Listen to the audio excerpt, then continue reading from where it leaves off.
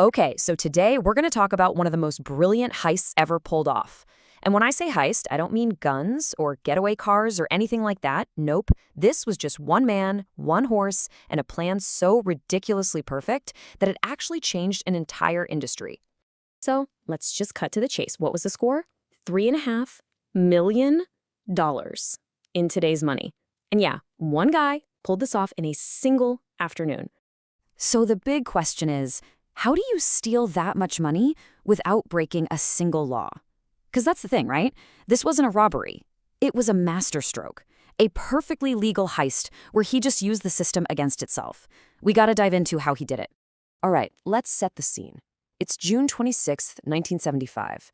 We're at this small, kind of sleepy racecourse in Bellastone, Ireland. For pretty much everyone there, it's just another day, right? Another day of racing. But for one guy, this is it. This is the day his entire life is riding on. And our story doesn't even start in the stands with the crowds. Nope. It starts over here, in the bushes next to the track. That's where our mastermind, a guy named Barney Curley, is hiding out. He's got binoculars, he's watching, just waiting for that perfect moment to spring the trap. So what he was about to do has a name. It's called a betting coup. And you gotta understand, this has nothing to do with luck. It's all about planning.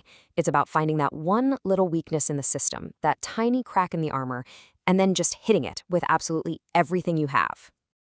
Okay, so who is this guy, Barney Curley? What would possibly drive someone to try and take on the entire betting world by himself? Well, for him, it was personal. Deeply personal.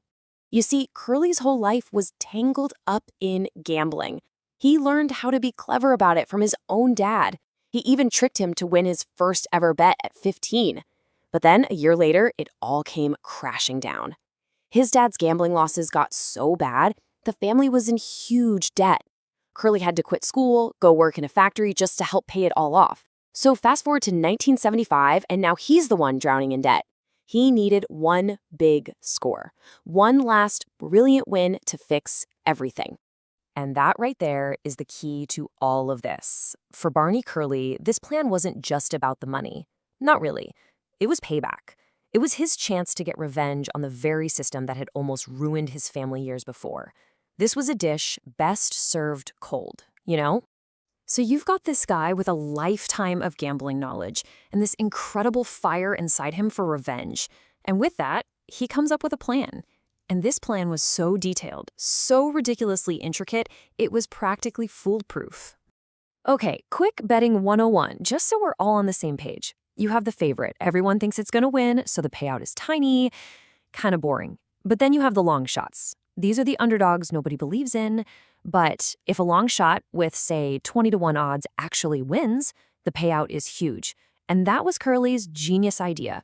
Take a champion horse and make everyone think it was a hopeless long shot.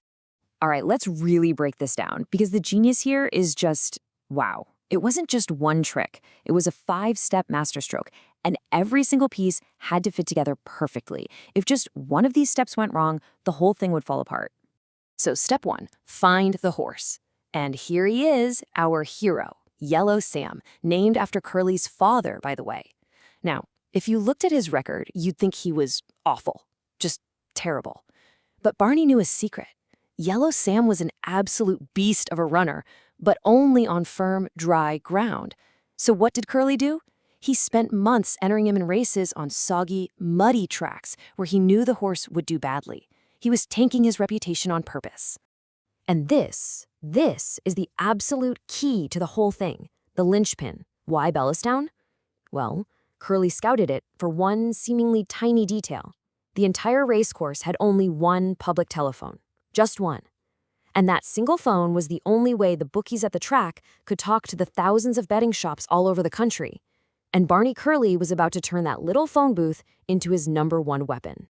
Okay, so here we are. It's the day of the race. The tension is just off the charts. Think about it. Years of planning, every penny he has. It all comes down to what happens in the next few minutes. This is where it gets like something out of a heist movie. T-minus 25 minutes. Curly's guy, Benny, strolls into that single phone booth. He gets on the line and fixes this incredibly emotional, tearful call about his dying aunt, just occupying the line so no one else can use it. And while he's doing that, bam, 300 other agents all across Ireland walk into betting shops at the exact same time and slap down their money on Yellow Sam.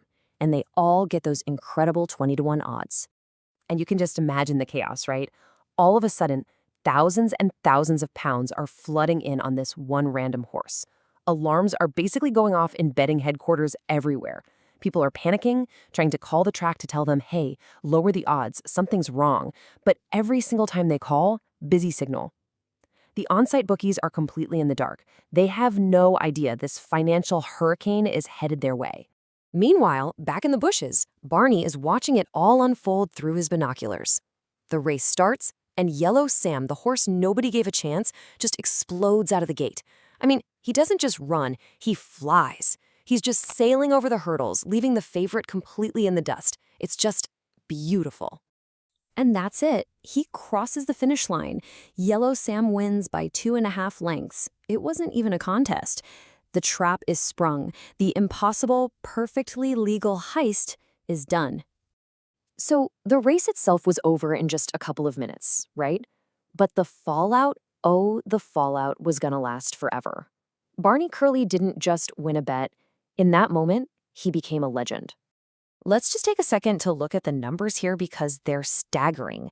He put in 15,000 pounds. He walked away with 300,000. And like we said, in today's money, that's over $3.5 million from one race.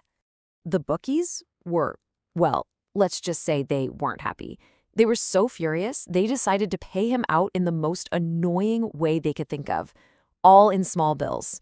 It took 108 giant sacks to deliver all his winnings. Can you imagine that? It's just this incredible visual of how badly they got beaten. Of course, the police were called in. Investigations were launched. Everyone assumed he must have cheated, but they found nothing. Because he hadn't broken a single law. He just outsmarted them. He knew the rules so well that he could basically bend them to his will. In fact, the Yellow Sam coup sent such a massive shockwave through the entire betting industry that they had to change everything.